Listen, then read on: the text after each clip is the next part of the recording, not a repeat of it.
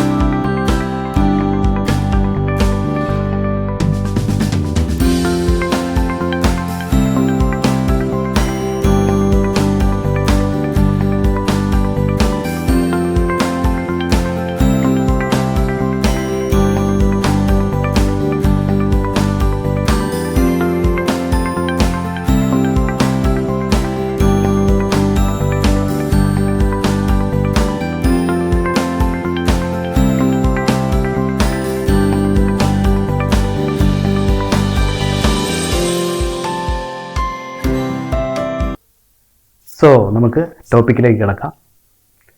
എന്താണ് guarantee of profit to a partner?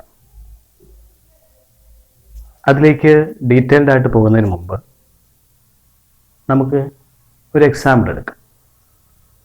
ഇപ്പോൾ ഒരു ഫേമിൽ 2 പാർട്ട്നേഴ്സ് ഉണ്ടായിരുന്നു, എയും ബിയും. അവർ ബിസിനസ് ചെയ്തുകൊണ്ടിരിക്കുകയായിരുന്നു. അപ്പോൾ അവർക്ക് കുറച്ച് പണത്തിൻ്റെ ആവശ്യമുണ്ട്. അപ്പോൾ അതിനുള്ളൊരു എളുപ്പമാർഗം എന്താണ്? ഒരു പാർട്ട്ണറെ കൂടി ഈ ഫേമിലേക്ക് അഡ്മിറ്റ് ചെയ്യുക, അല്ലേ? അപ്പോൾ അവർ ഒരു സി എന്ന് പറയുന്നയാളെ സമീപിച്ചു. സിയെ സമീപിച്ചിട്ട് പറഞ്ഞു, ഞങ്ങൾക്കിങ്ങനെ ഒരു പാർട്ട്ണറെ ആവശ്യമുണ്ട്, നിങ്ങൾക്ക് ഈ ഫേമിൽ ജോയിൻ ചെയ്യാൻ പറ്റുമോ? അപ്പോൾ സി പറഞ്ഞു, ജോയിൻ ചെയ്യാം, കുഴപ്പമില്ല, പക്ഷേ എനിക്ക് എല്ലാ വർഷവും 50,000 രൂപയെങ്കിലും മിനിമം പ്രോഫിറ്റിൻ്റെ ഷെയർ ആയിട്ട് കിട്ടണം. അതാണ് സി പറഞ്ഞ കണ്ടീഷൻ. സി എന്താണ് പറഞ്ഞത്? സി എയുടെയും ബിയുടെയും ഫേമിൽ ജോയിൻ ചെയ്യാം, പാർട്ട്ണറായിട്ട് ചേരാം, പക്ഷേ സിക്ക് എല്ലാ വർഷവും minimum 50,000 50,000 rupees share of profit ആയിട്ട് ലഭിക്കണം. അപ്പോൾ എയും ബിയും കൂടെ ആലോചിച്ച് അവർ സമ്മതിച്ചു.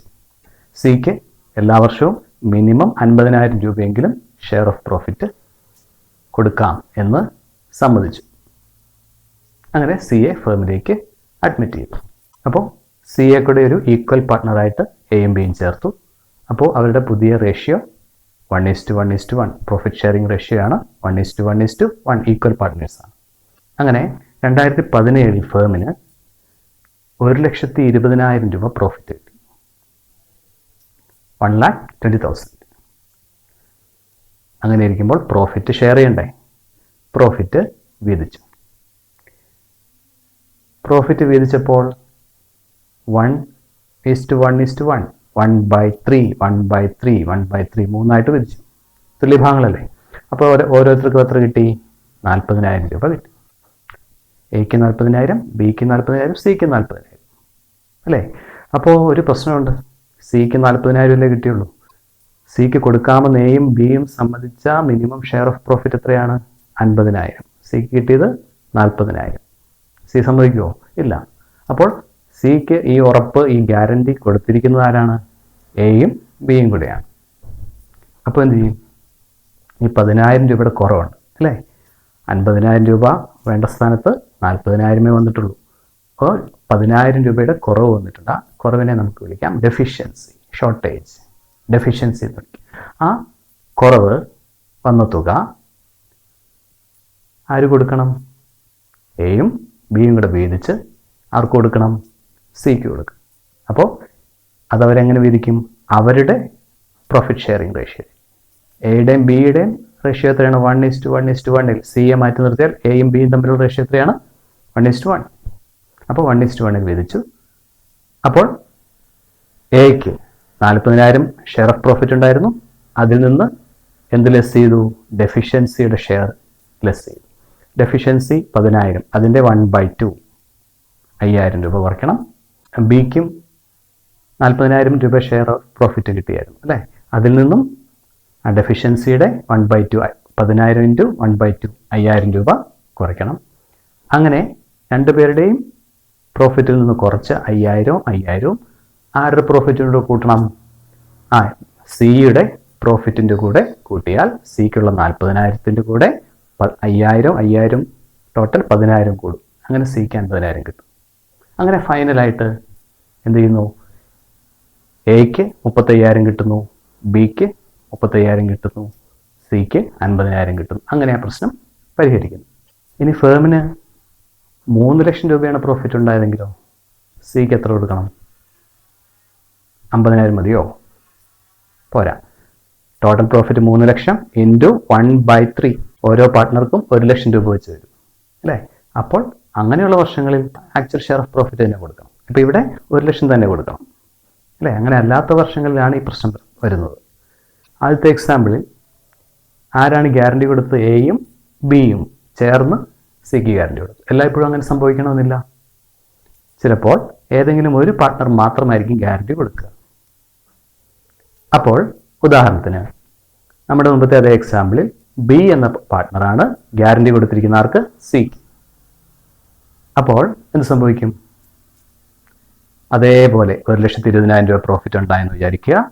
1,20,000 രൂപ പ്രോഫിറ്റ് 1:1:1 എന്ന റേഷ്യോയിൽ ഈക്വലായിട്ട് എല്ലാവർക്കും വീതിക്കുമ്പോൾ ഓരോരുത്തർക്കും 40,000 രൂപ വെച്ച് കിട്ടും. അപ്പോൾ ഡെഫിഷ്യൻസി ഉണ്ടോ നമ്മൾ ആദ്യം നോക്കും. ഡെഫിഷ്യൻസി ഉണ്ടോ എന്ന് നോക്കുന്നത് എങ്ങനെയാണ്? ഗ്യാരണ്ടീഡ് എമൗണ്ട് 50,000 അല്ലേ? Share of profit of C, ആർക്കാണോ ഗ്യാരണ്ടി കിട്ടിയിരിക്കുന്ന അയാളുടെ ഷെയർ ഓഫ് പ്രോഫിറ്റ് എടുത്ത് നോക്കണം അല്ലേ? അപ്പോൾ അത് ഗ്യാരണ്ടീഡ് എമൗണ്ടിനേക്കാൾ കുറവാണെങ്കിൽ ആ കുറവുള്ള തുകയാണ് ഡെഫിഷ്യൻസി. ഇപ്പോൾ ഇവിടെ ഡെഫിഷ്യൻസി ഉണ്ട് എത്ര? 10,000 രൂപ. അപ്പോൾ ആ 10,000 രൂപ ഡെഫിഷ്യൻസി ഉണ്ടെന്ന് മനസ്സിലായാൽ ആ ഡെഫിഷ്യൻസി ആരുടെ പ്രോഫിറ്റിൽ നിന്ന് കുറയ്ക്കും? ആരാണോ ഗ്യാരണ്ടി നൽകിയിരിക്കുന്നത് ആ പാർട്ട്ണറുടെ പ്രോഫിറ്റിൽ നിന്ന് കുറയ്ക്കും. ഇവിടെ ഗ്യാരണ്ടി നൽകിയത് എയും ബിയും കൂടെ ആണോ? അല്ല, ആര്? ബി മാത്രമാണ്. ആ 10,000 രൂപ ഡെഫിഷ്യൻസി ബിയുടെ ഷെയർ ഓഫ് പ്രോഫിറ്റിൽ നിന്ന് മാത്രം കുറയ്ക്കും. ആ 10,000 രൂപ ആരുടെ ഷെയറിൻ്റെ കൂടെ കൂട്ടും? സിയുടെ ഷെയർ ഓഫ് പ്രോഫിറ്റിന് കൂടെ അത് ആഡ് ചെയ്യും. അപ്പോൾ സിക്ക് എത്ര കിട്ടും? 40,000 + 10,000 50,000 സിക്ക് കിട്ടും. ബിക്ക് 10,000 കുറയും, 40,000 നിന്ന് 10,000 കുറയും. ബിക്ക് ഷെയർ ഓഫ് പ്രോഫിറ്റ് 30,000 കിട്ടും. ഇത് ബാധിക്കുന്നില്ല. എന്ന പാർട്ട്ണറെ ഇത് ബാധിക്കുന്നേ ഇല്ല, കാരണം അയാൾ ഗ്യാരണ്ടി കൊടുത്തിട്ടില്ല. ആശയം മനസ്സിലായില്ലേ? അപ്പോൾ ഇതാണ് എന്ത്? Guarantee of profit to a partner. എന്താണ് guarantee of profit to a partner? ചിലപ്പോൾ ഒരു പാർട്ട്ണർക്ക് ബാക്കിയുള്ള പാർട്ട്നേഴ്സ് എന്ത് കൊടുക്കാം?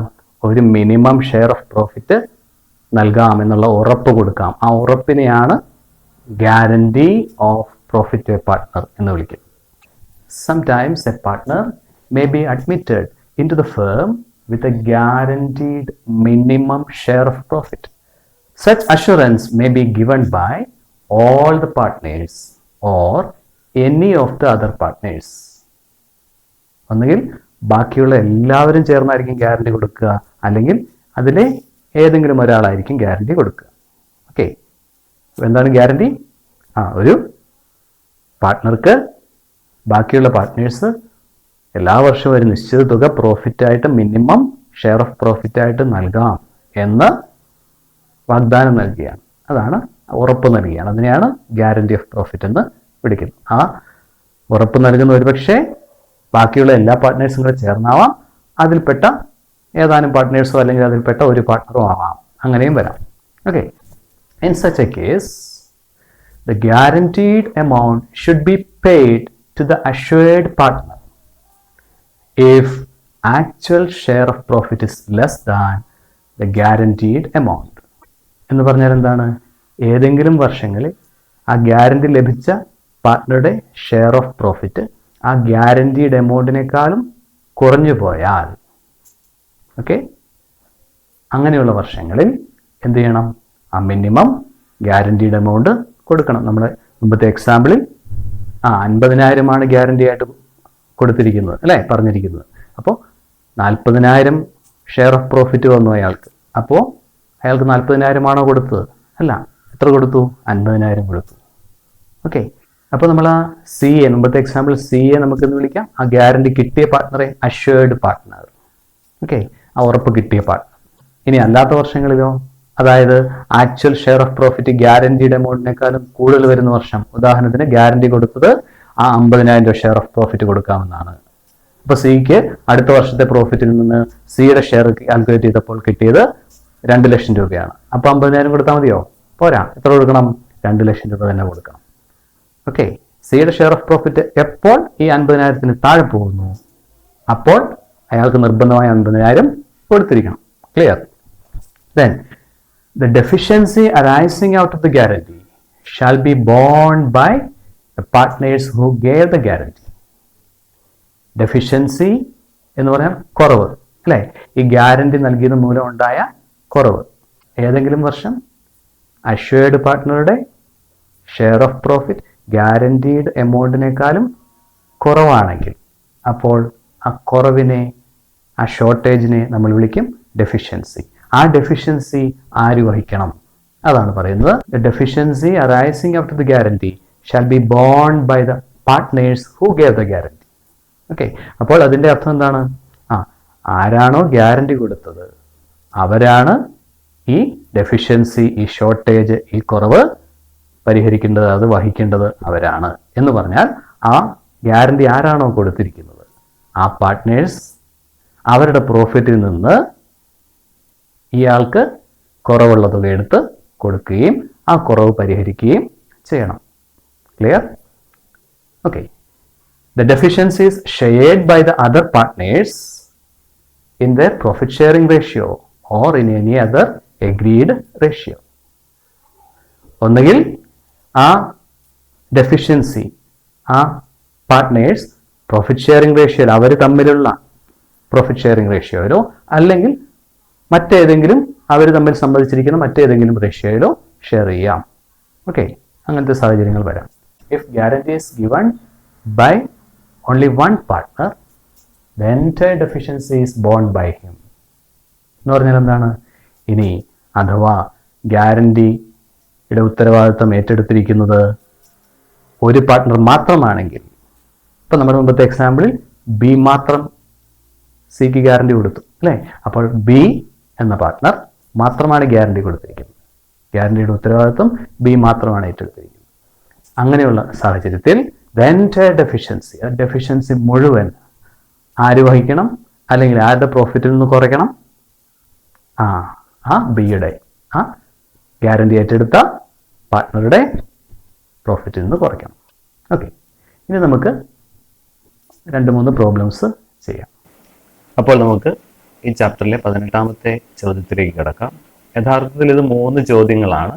അങ്ങനെ നിങ്ങൾ മനസ്സിലാക്കിയാൽ മതി. ഓക്കെ, 3 സിറ്റുവേഷൻസ് തന്നിട്ടുണ്ട്. അപ്പോൾ എളുപ്പത്തിന് വേണ്ടി ഒരേ ചോദ്യത്തിൽ ആ 3 സിറ്റുവേഷൻസ് നമ്മൾ ഉൾക്കൊള്ളിച്ചിട്ടുണ്ട്. Okay, Arun, Varun and Kiran are equal partners. Kiran is given a guaranteed minimum share of profit of rupees 50,000 every year. ഇതാണ് 3 partners. Arun, Varun, Kiran equal partners ആണ്. എന്ന് പറഞ്ഞാൽ അവരുടെ റേഷ്യോ 1:1 ആണ്. കിരണാണ് ഗ്യാരണ്ടി ലഭിച്ചിരിക്കുന്ന പാർട്ട്ണർ. ഓക്കെ, എന്താണ് കിരണിൽ ലഭിച്ച ഗ്യാരണ്ടി? എല്ലാ വർഷവും മിനിമം 50,000 രൂപയെങ്കിലും ഷെയർ ഓഫ് പ്രോഫിറ്റ് ആയിട്ട് നൽകിക്കൊള്ളാം എന്ന് കിരണിന് ഒരു ഗ്യാരണ്ടി ലഭിച്ചിട്ടുണ്ട്. ഓക്കെ, മനസ്സിലായല്ലോ? In 2017, the firm made a profit of rupees 1,20,000. 2017 1,20,000 രൂപ ഫേമിന് ലാഭമുണ്ടായി. അതായത് നെറ്റ് പ്രോഫിറ്റ് ആണ്. Then show the distribution of profit by preparing profit and loss appropriation account in the following cases. ഇപ്പോൾ താഴെ 3 സബ് ക്വസ്റ്റ്യൻസ് തന്നിട്ടുണ്ട്. ആ 3 സാഹചര്യങ്ങൾ തന്നിട്ടുണ്ട്. ആ 3 സാഹചര്യങ്ങളിലും എങ്ങനെയാണ് ഈ പ്രോഫിറ്റിനെ വീതിച്ചു കൊടുക്കുന്നത് എന്ന് കാണിക്കാൻ വേണ്ടി 3 സിറ്റുവേഷനിലും profit and loss appropriation account തയ്യാറാക്കണം. ഇതാണ് നമ്മളോട് ആവശ്യപ്പെട്ടിരിക്കുന്നത്. അപ്പോൾ പ്രോഫിറ്റ് കിട്ടിയാൽ അത് വീതിച്ചു കൊടുക്കുന്നത് എങ്ങനെയാണ്? പ്രോഫിറ്റ് ആൻഡ് ലോസ് അപ്രോപ്രിയേഷൻ അക്കൗണ്ടിലേക്ക് മാറ്റിയിട്ടാണ്. വേറെ അഡ്ജസ്റ്റ്മെൻറ്റ്സ് ഒന്നും ഇല്ലെങ്കിൽ തന്നെയും നമ്മൾ net profit profit and loss appropriation അക്കൗണ്ടിലേക്ക് കൊണ്ടുവരികയും അവിടെ നിന്നാണ് പാർട്ട്നേഴ്സ് വീതിച്ചെടുക്കുകയും ചെയ്യുന്നത്. നമുക്കറിയാം. അപ്പോൾ ഒന്നാമത്തെ situation A, if the guarantee is given by Arun and Varun. ഒന്നാമത്തെ സിറ്റുവേഷൻ ഇതാണ്. ഗ്യാരണ്ടി നൽകിയിരിക്കുന്നത് അരുണും വരുണുമാണ് എന്നാണ് ചോദ്യത്തിൽ പറഞ്ഞിരിക്കുന്നതെങ്കിൽ profit and loss appropriation account എങ്ങനെ തയ്യാറാക്കും? B, if the guarantee is given by Arun and Varun who agreed to share the deficiency in the ratio of 3:2. രണ്ടാമത്തെ സിറ്റുവേഷൻ എന്താണ്? ഗ്യാരണ്ടി നൽകിയിരിക്കുന്നത് അരുണും വരുണും തന്നെയാണ്. പക്ഷേ അവർ എന്തിന് എഗ്രി ചെയ്തിട്ടുണ്ട്? ദേ agreed to share the deficiency in the ratio of 3:2. അവർ ഡെഫിഷ്യൻസി ഷെയർ ചെയ്യാൻ വേണ്ടി, അതായത് ഈ കിരൺ എന്ന പാർട്ട്ണർക്ക് ഗ്യാരണ്ടീഡ് എമൗണ്ട് കൊടുക്കുന്നത് മൂലം ഏതെങ്കിലും വർഷം ഡെഫിഷ്യൻസി ഷോർട്ടേജ് കുറവുണ്ടാവുകയാണെങ്കിൽ ആ കുറവ് വീതിക്കുന്നതിന് വേണ്ടി അവർക്ക് ഒരു പ്രത്യേക റേഷ്യോ ഉണ്ട്. അതാണ് 3:2. ഒന്നാമത്തെ സിറ്റുവേഷൻ അങ്ങനെ റേഷ്യോ ഇല്ലായിരുന്നു. ഓക്കെ, അപ്പോൾ ഇതാണ് രണ്ടാമത്തെ സിറ്റുവേഷൻ. അങ്ങനെയാണെങ്കിൽ profit and loss appropriation account തയ്യാറാക്കണം. ദെൻ മൂന്നാമത്തെ situation, if the guarantee is given by Varun only എന്ന് പറഞ്ഞാൽ ഈ കിരണിന് ഗ്യാരണ്ടി കൊടുത്തിരിക്കുന്നത് ആര് മാത്രമാണ്? അരുണും വരുണും ചേർന്നല്ല, വരുൺ മാത്രമാണ് എങ്കിൽ എങ്ങനെയായിരിക്കും profit and loss appropriation account നമ്മൾ തയ്യാറാക്കുന്നത്? ഇങ്ങനെ 3 സിറ്റുവേഷൻസ് അല്ലെങ്കിൽ 3 ക്വസ്റ്റ്യൻസ് ആണ് ഇത്. ഇനി നമുക്ക് അതിൻ്റെ ഒന്നാമത്തെ ചോദ്യത്തിലേക്ക് പോകാം. Question 18A. സോ ക്വസ്റ്റ്യൻ 18Aയുടെ ആൻസർ എന്താണ്? Situation guarantee is given by Arun and Varun എന്ന് മാത്രമേ പറഞ്ഞിട്ടുള്ളൂ എങ്കിൽ, അതായത് കിരൺ എന്ന പാർട്ട്ണർക്ക് ഗ്യാരണ്ടി കൊടുത്തിരിക്കുന്നത് അരുണും വരുണുമാണ്. അത് ഡെഫിഷ്യൻസി ഉണ്ടായാൽ എന്ത് ചെയ്യണം എന്ന് ക്വസ്റ്റ്യൻ പറഞ്ഞിട്ടില്ല എങ്കിൽ, ഓക്കെ, എങ്കിൽ എന്ത് ചെയ്യും? ഇതാണ് നമ്മുടെ മുന്നിലുള്ള ചോദ്യം. അപ്പോൾ നമ്മൾ ഡീറ്റെയിൽസ് എഴുതുന്നു. പാർട്ട്നേഴ്സ് ആരൊക്കെയാണ്? Arun, Varun and Kiran. Ratio 1:1:1 equal എന്നാണ് പറഞ്ഞിരിക്കുന്നത്. അപ്പോൾ 1:1:1. Okay. Firm's profit ₹1,20,000. Guarantee receiver, ആർക്കാണ് ഗ്യാരണ്ടി കിട്ടിയിരിക്കുന്നത്? ആർക്കാണ്? കിരൺ, അല്ലേ? ആ കാര്യം നമ്മൾ എഴുതുന്നു. അതൊക്കെ വ്യക്തമായിട്ട് മനസ്സിലാകുന്നതിന് വേണ്ടിയാണ് വിശദമായിട്ട് എഴുതുന്നത് കേട്ടോ. ദെൻ ആദ്യം നമ്മൾ നോക്കേണ്ടതാണ് ഗ്യാരണ്ടി കിട്ടിയ പാർട്ട്ണറുടെ ഷെയർ ഓഫ് പ്രോഫിറ്റ് ആണ് ആദ്യം നമ്മൾ കാൽക്കുലേറ്റ് ചെയ്ത് നോക്കേണ്ടത്. അപ്പോഴാണ് നമുക്ക് മനസ്സിലാകുന്നത് അയാൾക്ക് ഗ്യാരണ്ടീഡ് എമൗണ്ട് കിട്ടിയോ ഇല്ലയോ എന്ന്. അതിനുവേണ്ടി നമ്മൾ ആദ്യം അയാളുടെ ഷെയർ ഓഫ് പ്രോഫിറ്റ് കാൽക്കുലേറ്റ് ചെയ്യുന്നു. Kiran's share of profit is equal to 1,20,000 into 1/3. 1:1:1 അല്ലേ? അപ്പോൾ 1/3 ദാറ്റ്സ് ഈക്വൽ ടു ₹40,000. അയാളുടെ ഷെയർ ഓഫ് പ്രോഫിറ്റ് ആ വർഷം 40,000 ആണ്. അപ്പോൾ ഗ്യാരണ്ടീഡ് എമൗണ്ട് എത്രയാണ്? 50,000 രൂപയാണ്. So guaranteed amount is equal to 50,000. അപ്പോൾ എന്തുണ്ട്? ഗ്യാരണ്ടീഡ് എമൗണ്ടിനേക്കാളും കുറവാണ് അയാളുടെ ഷെയർ ഓഫ് പ്രോഫിറ്റ് എന്ന് കണ്ടെത്തി. ആ കുറവിനെ നമ്മൾ വിളിക്കും ഡെഫിഷ്യൻസി. ആ ഡെഫിഷ്യൻസി കണ്ടെത്താൻ വേണ്ടിയാണ്, ഡെഫിഷ്യൻസി ഉണ്ടോ എന്ന് അറിയാൻ വേണ്ടിയാണ് നമ്മൾ ആദ്യം തന്നെ അയാളുടെ ഷെയർ ഓഫ് പ്രോഫിറ്റ് കണ്ടുപിടിക്കുന്നത്. So deficiency is equal to 50,000 rupees minus 40,000. That's equal to rupees 10,000. 10,000 രൂപയാണ് അയാളുടെ ഡെഫിഷ്യൻസി എന്ന് കണ്ടെത്തി. ക്ലിയർ? ഇത് ആദ്യം ഇതുണ്ടോ, ഈ ഡെഫിഷ്യൻസി ഉണ്ടോ എന്ന് കണ്ടെത്തിയാൽ മാത്രമേ നമുക്ക് ഈ ചോദ്യത്തിൻ്റെ ഉത്തരം എളുപ്പത്തിൽ എഴുതാൻ പറ്റുള്ളൂ. അപ്പോൾ അത് ആദ്യം കണ്ടെത്തണം. ഡെഫിഷ്യൻസി ഇല്ലെങ്കിൽ പ്രശ്നമില്ല. ഡെഫിഷ്യൻസി ഉണ്ടെങ്കിൽ പ്രശ്നമുണ്ട്, ഡെഫിഷ്യൻസിയെ വീതിക്കണം. അതാണ് അടുത്ത ചോദ്യം. ഗ്യാരണ്ടി ഗിവേഴ്സ് ആരൊക്കെയാണ്? അരുണും വരുണുമാണ് ഗ്യാരണ്ടി കൊടുത്തിരിക്കുന്നത്, അതിൻ്റെ ഉത്തരവാദിത്വം ഏറ്റെടുത്തിരിക്കുന്നത്.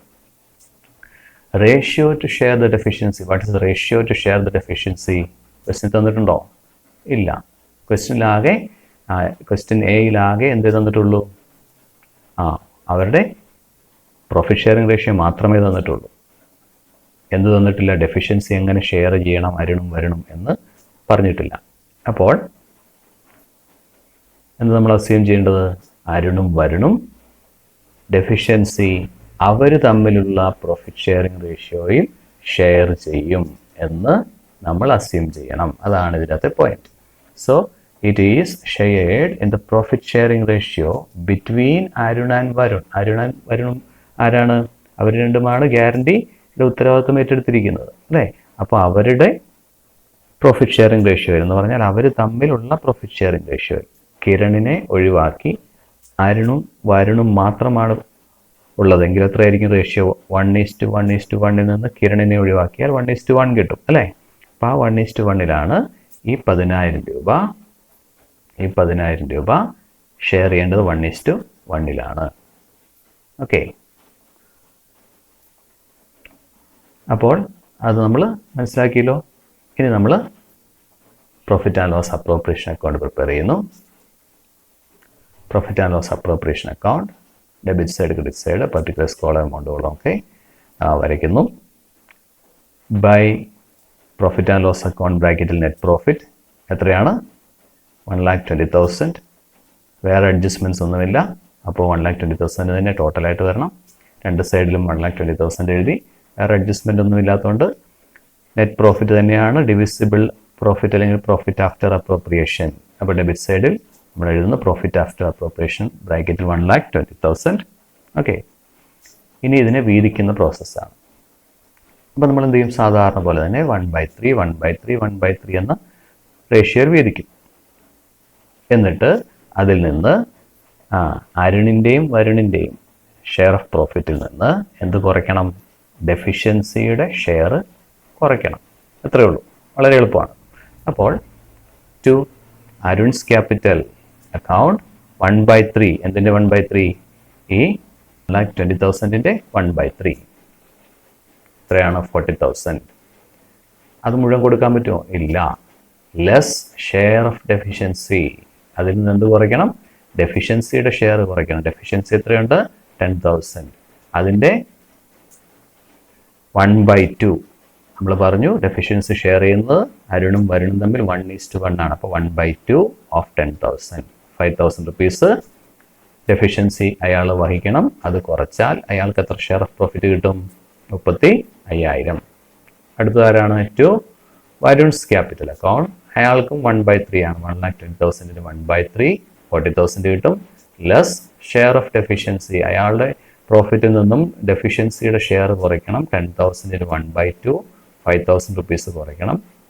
അത് കുറച്ചാൽ അയാൾക്കും 35,000 തന്നെ കിട്ടും. ഓക്കെ, ഈ രണ്ട് പേരുടെയും പ്രോഫിറ്റിൽ നിന്ന് കുറഞ്ഞ 5,000 ആരുടെ പ്രോഫിറ്റിൻ്റെ കൂടെ കൂടണം? യെസ്, കിരണിൻ്റെ ഗ്യാരണ്ടി ലഭിച്ച കിരണിൻ്റെ പ്രോഫിറ്റിൻ്റെ ഷെയറിൻ്റെ കൂടെ കൂടണം. ടു കിരൺസ് ക്യാപിറ്റൽ അക്കൗണ്ട് 1/3 1,20,000 1/3 40,000 കിട്ടും. അത് മാത്രം കൊടുത്താൽ മതിയോ? പോരാ, അയാൾക്ക് 50,000 കിട്ടണം, അല്ലേ?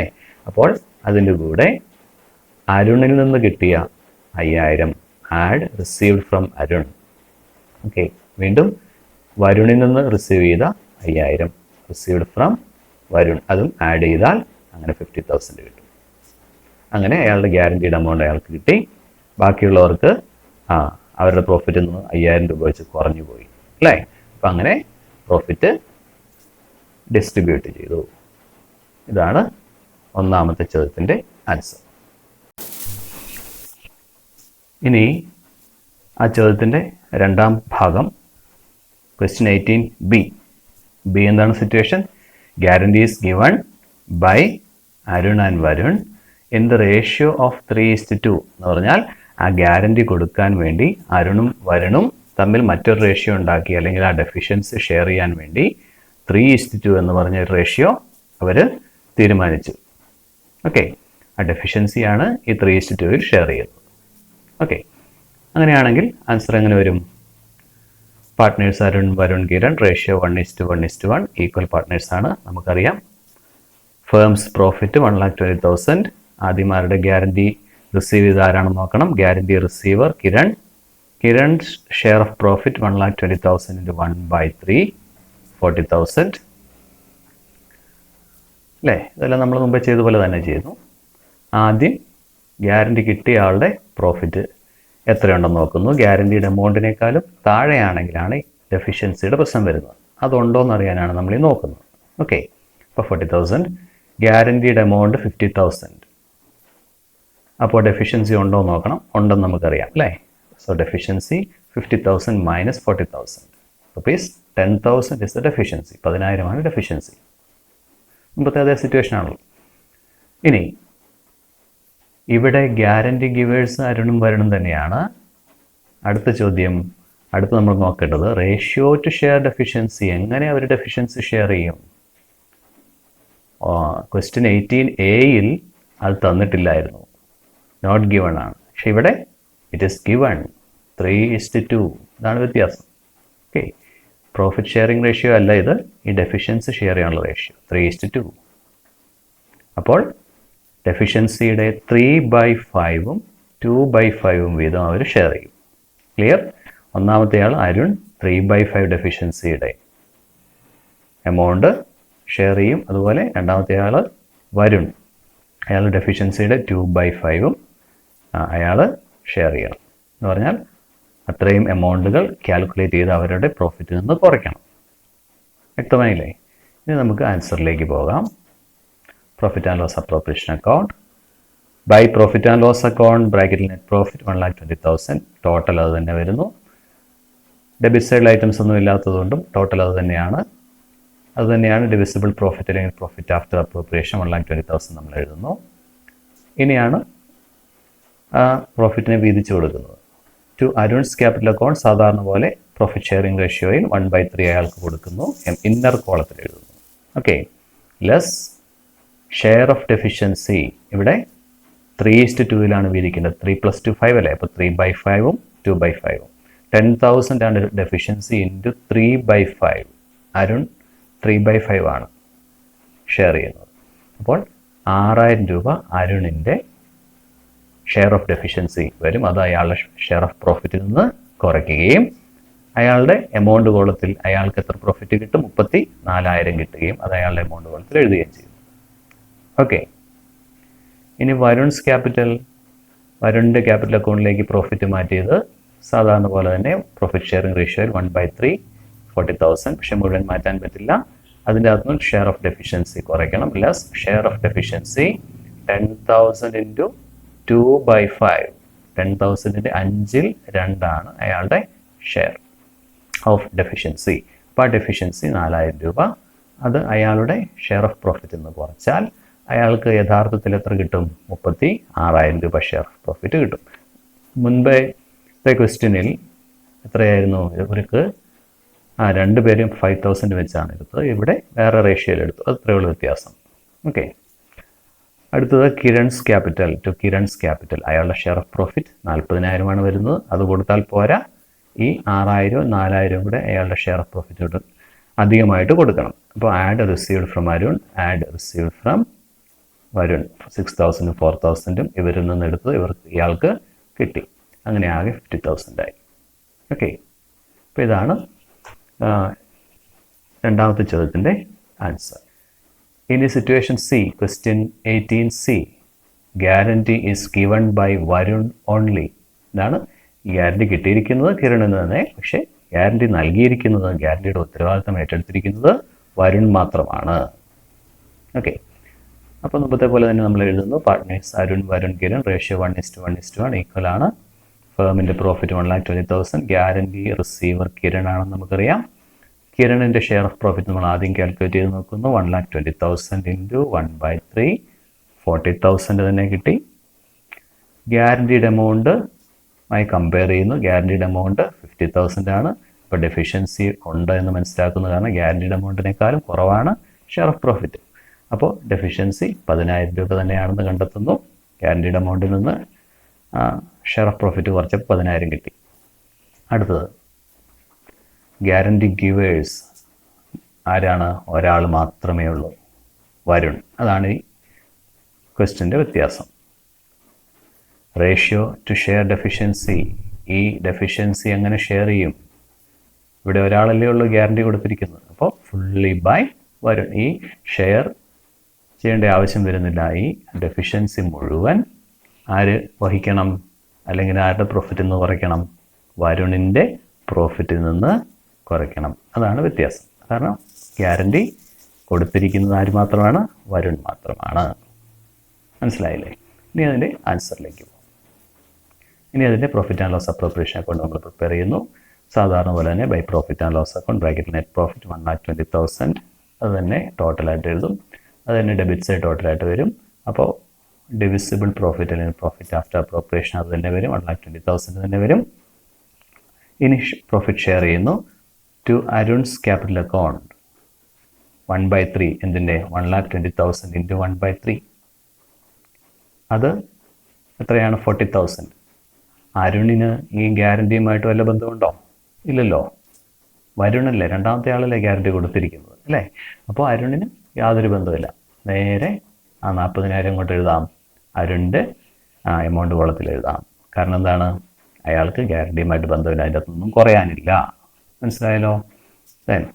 വരുണിന് ഒരു പ്രശ്നമുണ്ട്, അല്ലേ? വരുണിന് എന്താ പ്രശ്നം? ടു വരുൺസ് ക്യാപിറ്റൽ 1/3 തന്നെ എഴുതും, ഇന്നർ കോളത്തിലാണ് എഴുതുന്നത്. വരുണിൻ്റെ പ്രശ്നം എന്താണ്? വരുണിൻ്റെ പ്രോഫിറ്റിൽ നിന്ന് വരുൺ ഏറ്റെടുത്ത ഗ്യാരണ്ടി മൂലമുണ്ടായ കുറവ്, ഡെഫിഷ്യൻസി 10,000 രൂപ കുറയണം, അല്ലേ? ലെസ് ഡെഫിഷ്യൻസി മുഴുവനും അയാളാണ് എടുക്കുന്നത്, അയാളുടെ പ്രോഫിറ്റിൽ നിന്നാണ് കുറയുന്നത്. അപ്പോൾ 10,000 രൂപ അയാളുടെ ഷെയർ ഓഫ് പ്രോഫിറ്റിൽ നിന്ന് കുറഞ്ഞു. അങ്ങനെ കുറഞ്ഞാൽ എത്ര കിട്ടും? 30,000 രൂപ കിട്ടും.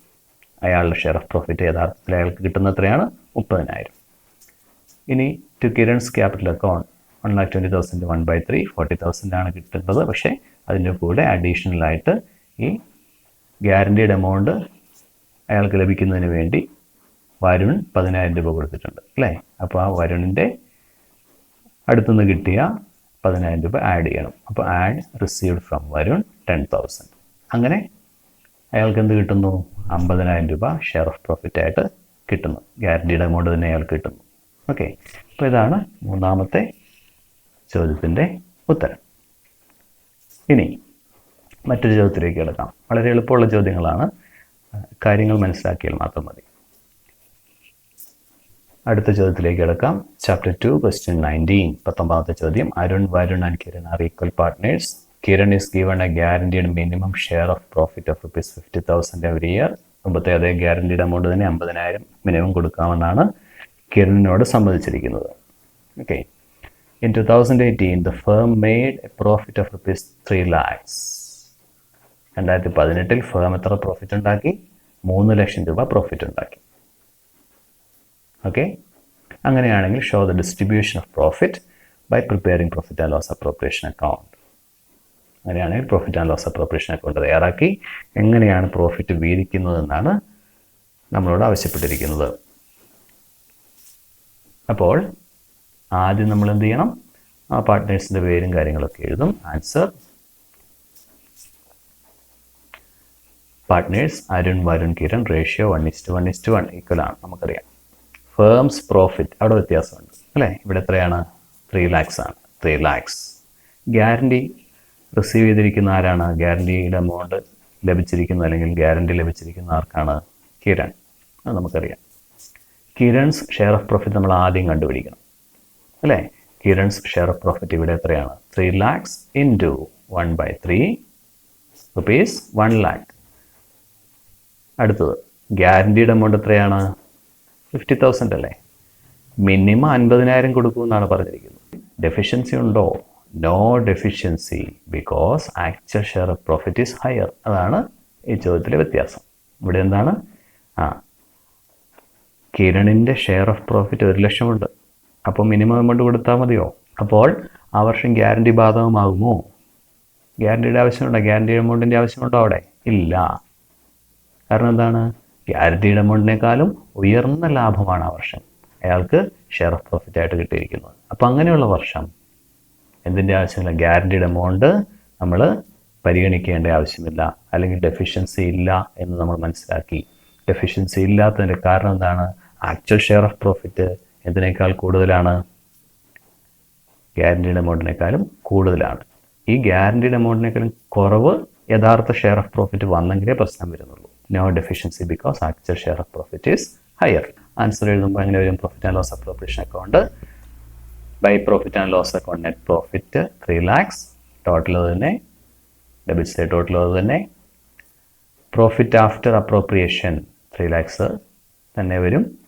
അതിനെ വേറെ ഒന്നും ചെയ്യേണ്ട ആവശ്യമില്ല. നേരെ 1:1:1 1/3 1/3 1/3 എന്ന റേഷ്യോയിൽ അവർ ഷെയർ ചെയ്യുന്നു. കാരണം അവിടെ ഡെഫിഷ്യൻസി ഇല്ല, കുറയ്ക്കാനൊന്നുമില്ല, കൂട്ടാനൊന്നുമില്ല. ക്ലിയർ? അപ്പോൾ to Arun's capital account 1/3 1 lakh, to Arun's capital account 1/3 1 lakh, to Kiran's capital account 1/3 1 lakh. അപ്പോൾ ഇത് നമ്മൾ ശ്രദ്ധിക്കണം.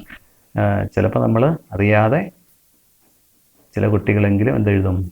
ഗ്യാരണ്ടീഡ് എമൗണ്ട് ഇവിടെ എഴുതി വെക്കും. ഗ്യാരണ്ടീഡ് എമൗണ്ട് എഴുതി വെച്ചാൽ ആൻസർ തെറ്റിപ്പോകും. അപ്പോൾ ശ്രദ്ധിക്കണം.